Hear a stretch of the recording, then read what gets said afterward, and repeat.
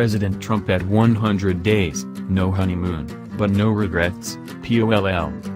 There's no honeymoon for Donald Trump in a new ABC News, Washington Post poll, but also no regrets. He approaches his 100th day in office with the lowest approval rating at this point of any president in polls since 1945. Yet 96% of those who supported him in November say they'd do it again today. His challenges are considerable. Majorities say Trump lacks the judgment and the temperament it takes to serve effectively. 6 in 10 doubt his honesty and trustworthiness, see him as out of touch and don't think he understands the problems of people like them. 56% say he hasn't accomplished much in his first 100 days. And 55% say he doesn't follow a consistent set of principles in setting policy, though fewer see this as a problem, 48%. All told, 42% of Americans approve of Trump's performance as president, while 53% disapprove. That compares to an average of 69-19% for past presidents at or near 100 days in office. For example, 69-26% for Trump's predecessor, Barack Obama. Still, the national survey also finds some brighter spots for the president. Chiefly in pushing for jobs and in foreign policy. As well as deep popularity problems for the opposition party. 67% say the Democratic Party is out of touch with the concerns of most Americans, even more than say the same about Trump, and similar to the Republican Party, 62%.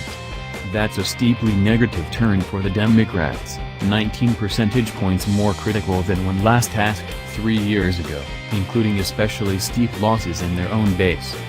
Trump's better grades include a broad 73% approval of his pressuring companies to keep jobs in the United States. Even most Democrats, liberals and non-whites approve, 3 groups that are broadly critical of Trump more generally. And more than half, 53%, see him as a strong leader, although that compares with 77% for Obama at this stage. On one specific issue, a plurality, 46%, says he's handling the situation with North Korea about right, as opposed to being too aggressive, 37%, or too cautious, just 7%. Similarly, a recent ABC/Post poll found 51% support for Trump's missile strikes on Syria. Together these results make his foreign policy a comparative bright spot. They're also a contrast with Obama, seen by 53% as too cautious in his foreign policy in fall 2014, as he dealt with Syria and Russian intervention in Ukraine. As noted, this poll, produced for ABC by Langer Research Associates, finds no evidence of buyer's remorse among Trump supporters. Among those who report having voted for him in November, 96% today say it was the right thing to do, a mere 2% regret it. And if a rerun of the election were held today, the poll indicates even the possibility of a Trump victory in the popular vote among 2016 voters. In two break-even results, Americans divide, 44-41%, on whether Trump is keeping most of his campaign promises, and likewise divide, 35-35%, on whether he's doing a better or worse job than they expected. Views turn negative, as noted, on how much Trump has accomplished in his first 3 months. 42% say a great deal or a good amount, but 56% say not much or nothing. Again, Obama scored far better on all 3 of these measures at his 100th day, 26% on keeping his promises, 18% on performing better versus worse than expected, and 36% on his accomplishments. There are difficulties for Trump in other results, as well.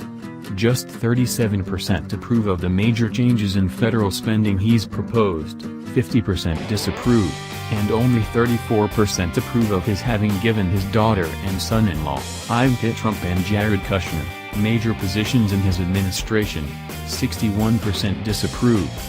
There are only 3 groups in which more than half approve of these appointments: Republicans, 69%, evangelical white Protestants, 56%, and conservatives, 51%.